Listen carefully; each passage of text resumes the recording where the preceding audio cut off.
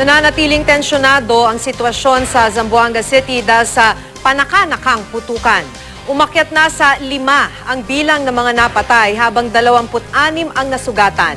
Siksika na rin sa mga evacuation center ang nasa 10,000 residente. Makibalita tayo kay Haji Rieta. Haji? Yes, Maki, tama ka nga dyan at dito nga na nagpalipas na sa baliwasan na grandstand ang di bababa sa 10,000 residente na lumikas sa kanilang mga tahanan dahil sa sagupaan ng isang grupo ng MNLF at mga sundalo. Dahil nga sa sobrang dami ng mga lumikas ay halos wala nang mapwestuhan ang marami. Okupado na kasi ang mga bleachers, kaya naman ang iba sa mga gilid-gilid na lang ng grandstand nagtayo ng kanilang tolda para may mapwestuhan lang. Ang mga nakausap naman natin ay idinaing ang hirap ng kanilang kalagayan dahil wala rin daw kasi silang magagawa dahil takot naman silang madamay sa sagupaan ng MNLF at ng militar.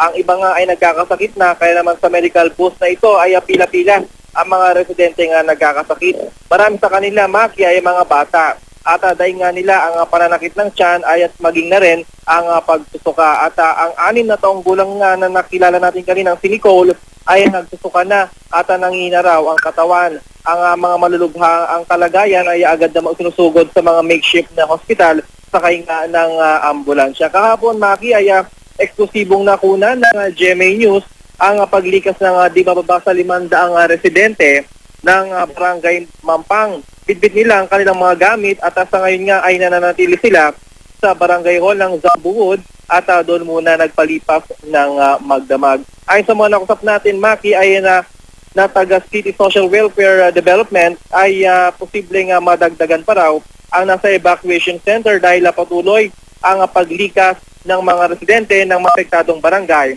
Ang Rio Honda, Santa Barbara, Santa Catalina, Talon-Talon at Nampang. Samantala kanina, Maki, ay nagkaroon nga ng palitan ng putok sa pagitan ng pinaginalaang miyembro ng MNLF at ng militar at maging na rin ng mga pulis. Kaya naman dali-dali na nagtakbuhan yung mga tao sa lugar at nagtago nga nang sa ganun ay hindi sila madamay sa nangyaring putukan.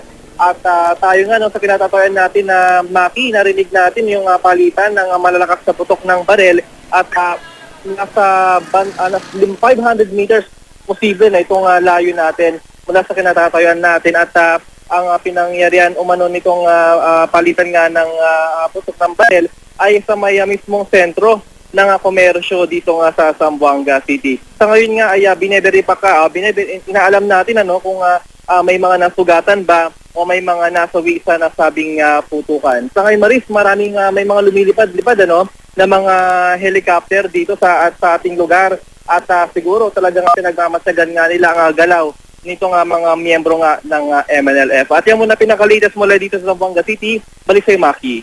Maraming salamat sa iyo, Haji Rieta, nag-uulat mula sa Zamboanga City.